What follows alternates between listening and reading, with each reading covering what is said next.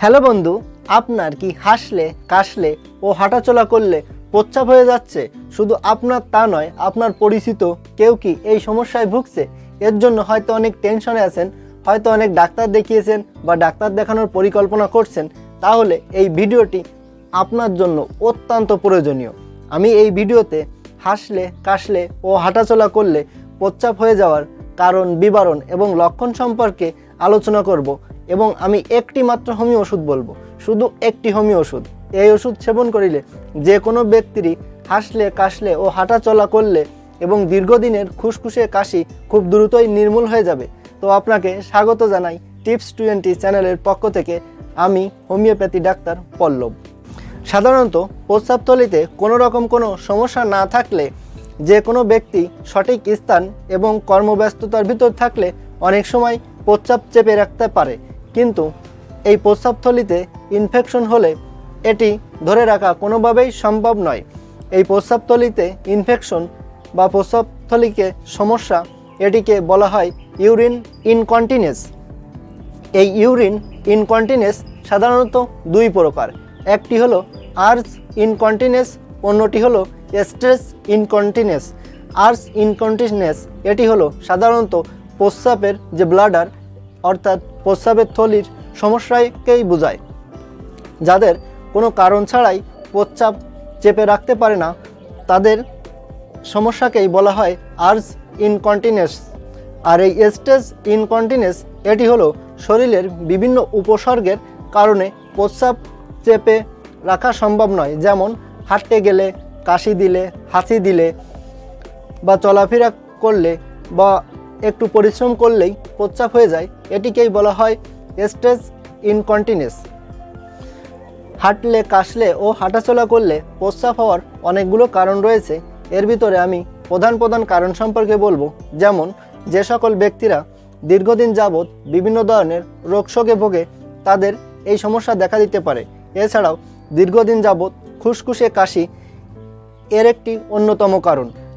যদি কোনো ব্যক্তি দীর্ঘদিন যাবৎ খুসখুসে কাশি রোগে ভুগে, এর আগে হয়তো বিভিন্ন ধরনের অ্যান্টিবায়োটিক বা বিভিন্ন ধরনের কাশির সিরাপ ওষুধ সেবন করেও কাশি নির্মূল হয়নি, তাদের পরবর্তীতে যে কাশির সঙ্গে প্রস্রাব হয়ে যাওয়ার সম্ভাবনা অনেকটাই বেশি।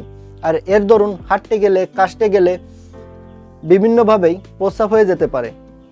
তাছাড়াও যে সকল মহিলারা জন্ম নিয়ন্ত্রক পিল বা বড়ি সেবন করে থাকে, তাদের ক্ষেত্রেও এই সমস্যা হতে পারে।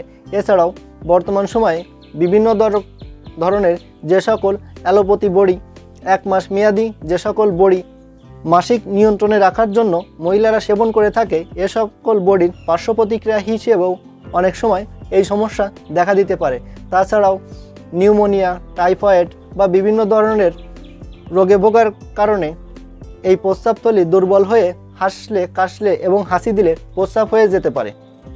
যে সকল ব্যক্তিদের এই সমস্যা দেখা যায়, অর্থাৎ হাসলে কাশলে এবং হাসি দিলে প্রস্রাব হয়ে যায়, অথবা দীর্ঘদিন যাবৎ কাশির সমস্যায়, শুকনো কাশির সমস্যায় ভুগছে, তাদের শরীরে অনেকগুলো লক্ষণ অনুভূত হয়। আমি এখানে যে লক্ষণগুলো বলবো, লক্ষণগুলো একটু খেয়াল করে শুনবেন। যেমন, গলার গোড়ায় সবসময় খুসখুস করে, কান চুলকায়, পিঠের দ্বারা ব্যথা করে, প্রচুর পরিমাণ কাশি হয়, কাশি দিলেই প্রস্রাব হয়ে যায়, কাশি দিলে, হাসি দিলে, হাঁটাচলা করলে প্রস্রাব হয়, কাশি দীর্ঘদিন যাবৎ চলতে থাকে, কাশি একেবারেই শুকনো কাশি হয়, কাশির জন্য অনেক ওষুধ সেবন করার পরেও কাশি কোনোভাবেই কম হয় না, দিনের অপেক্ষায় রাত্রিবেলায় কাশি একটু বেশি হয়, অথবা দিনের বেলায় কিছু সময় কাশি ঠিক থাকে, আবার যখন কাশির প্রকোপ বেড়ে যায় তখন অনবরত অনেকগুলো শুকনো কাশি হতে থাকে। শুকনো কাশি হতে হতে 2-1 ফোঁটা প্রস্রাবও হয়ে যায়। অনেক সময় হাঁটাচলা করলেও প্রস্রাব হয়ে যায়। প্রস্রাবে জ্বালা যন্ত্রণা অনুভব হয়। গলার গোড়ায় যখন খুসখুস করে তখন অনেক সময় ঠান্ডা পানি সেবন করলে কিছুটা কম বোঝা যায়, অনেক সময় আবার গরম পানি সেবন করলে কিছুটা উপশম উপলব্ধি হয়। বারবার কাশি দেওয়ার সত্ত্বেও কোনো রকম কোনো কফ ওঠে না, একেবারে শুকনো কাশি হয়, অনেক সময় বুক চেপে ধরে কাশি দিতে হয়। প্রথমে হয়তো কাশির উপসর্গ দেখা যায়, কাশি চলতে থাকলে এই প্রস্রাবের সমস্যা হয়, এরপর থেকে হাঁটলে কাশলে চলাফেরা করলেও প্রস্রাব নির্গত হওয়ার সমস্যা অনুভব হয়। তো বন্ধুরা, আমি এখানে যে লক্ষণগুলো বললাম, এই লক্ষণের ভিতর যদি একটি লক্ষণেরও কোনো ব্যক্তির সাথে, সেটি নারী হোক বা পুরুষ হোক, যে কোনো ব্যক্তির সাথেই যদি মিল থেকে থাকে, তাহলে নির্দ্বিধায় নিশ্চিন্তে এই হোমিও ওষুধটি সেবন করতে পারেন। ওষুধটি হচ্ছে কোস্টিকাম 200।